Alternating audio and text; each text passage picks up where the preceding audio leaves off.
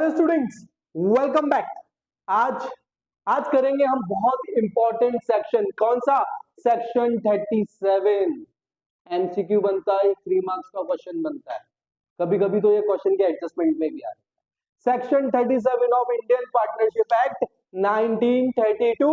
पहले ये नोट करो जो भी लिखा हुआ है, फिर एक्सप्लेन करता हूं जल्दी। ओके, आप लोगों ने नोट कर लिया, अब बात समझो है क्या। पार्टनर की डेथ हुई 1 जुलाई 2021 को। ठीक है, सी नाम का पार्टनर था जिसकी डेथ। अब इसके एग्जीक्यूटर ने बोला कि मुझे अमाउंट आप कब दोगे। इसका अमाउंट बन रहा था बच्चों 2 लाख।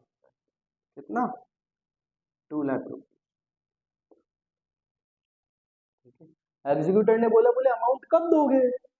पार्टनर्स ने बोला, बोले सर रुको ठहरो, हम आपको ये अमाउंट ईयर एंड, ठीक है, हम आपको पेमेंट कर देंगे इसका 31 मार्च 2022 को। एग्जीक्यूटर चतुर था, उसने इंडियन पार्टनरशिप एक्ट 1932 को पढ़ा हुआ था। वो बोले सर आप कर लो यूज, मेरे को कोई दिक्कत नहीं, पर मुझे इस पे जो पैसा आप यूज कर रहे हो ना, उस पे इंटरेस्ट चाहिए।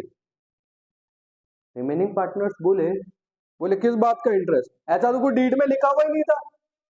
अगेन सी का एग्जीक्यूटर बोले सर जब भी बोल रहा हूं, in absence of partnership deed section 37 applies. Section 37 बोलता है, बोले जितना पैसा आप यूज कर रहे हो ना फर्म में, ये मरे हुए पार्टनर का जितने टाइम के लिए पैसा यूज किया, उस पे या तो उसको 6% पर एनम से इंटरेस्ट दो, जितने भी टाइम के लिए वो पैसा यूज किया उस पे 6% पर एनम से, या फिर प्रॉफिट में शेयर दो, दोनों में से एक। सर कौन सा लेंगे? ऑब्वियसली एग्जीक्यूटर कौन सा चूज करेगा? जो ज्यादा होगा। क्लियर है? चलो अब इसको क्वेश्चन के साथ समझाता हूं फटाफट जल्दी। Now let's do a question. ABC 4:3:2 partners, she died, गया कब? 1 जुलाई 2021 को। कैपिटल्स थी तब फर्म में ए की, बी की और सी की 75, 65, 45। A and B settling the account of C at year end 31 December 2021। मतलब मरा 1 जुलाई को, अकाउंट का सेटलमेंट किया 31 दिसंबर को। 6 मंथ्स के लिए हमने वो पैसा, हमने मतलब ए और बी ने फर्म में यूज किया। During the period firm earned a profit of ₹50,000। उन 6 महीनों में फर्म ने प्रॉफिट अर्न किया 50,000 रुपीज का। ध्यान रखना, ये जो 50,000 रुपीज यूज किए ना, उसमें हमने 45,000 रुपीज को यूज किया है। Correct? State which 2 options available with sees executor under section 37 of Indian partnership act 1932। कौन से 2 ऑप्शंस अवेलेबल है सी के एग्जीक्यूटर के पास? पहला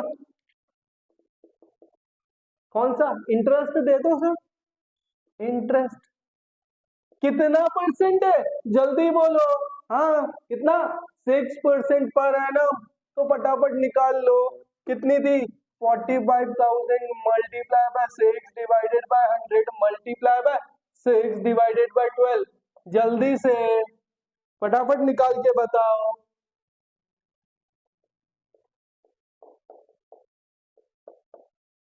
1357, पहला ऑप्शन। दूसरा क्या बोला? Share in profit. सर आपने तो इतना बड़ा फॉर्मूला लिखाया था, वो याद करना। अरे याद कौन करता, अपन तो लॉजिक से समझते हैं ना। आओ समझते हैं। देखो हमारे पास कितना? 45 था। ये क्या है?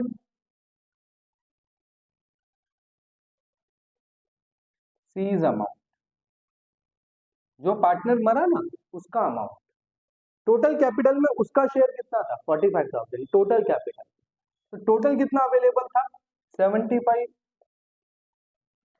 प्लस 65 प्लस 45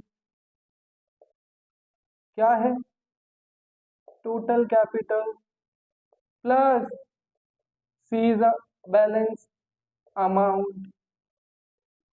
सी के एग्जीक्यूटर को जो देना है ना, वो अमाउंट भी टोटल कर लो, मल्टीप्लाई किस में शेयर देना है? प्रॉफिट में।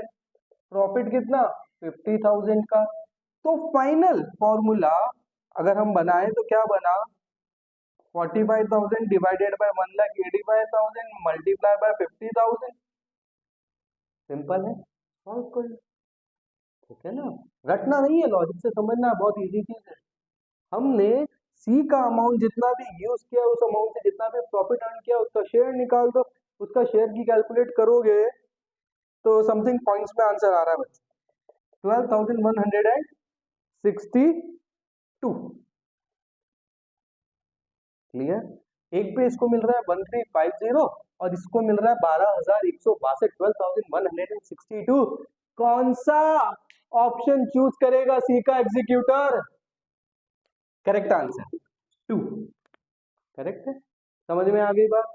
हाँ या ना? चलो बाय बाय टाटा, यहां पर अपना चैप्टर कंप्लीट होता है, मिलते हैं अगले चैप्टर में। Till then bye bye.